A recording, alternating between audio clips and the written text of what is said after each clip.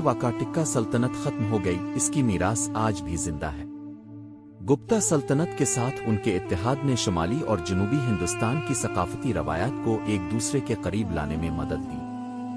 उनके कतबे हमें कदीम इंतजामिया और मुआशरे के बारे में कीमती मालूमात फराहम करते हैं, और सबसे बढ़कर अजंता के गारों की सरपरस्ती के जरिए उन्होंने इंसानियत को फिन का एक ऐसा शाहकार अता किया जिसकी मिसाल आज भी दुनिया में कम मिलती है।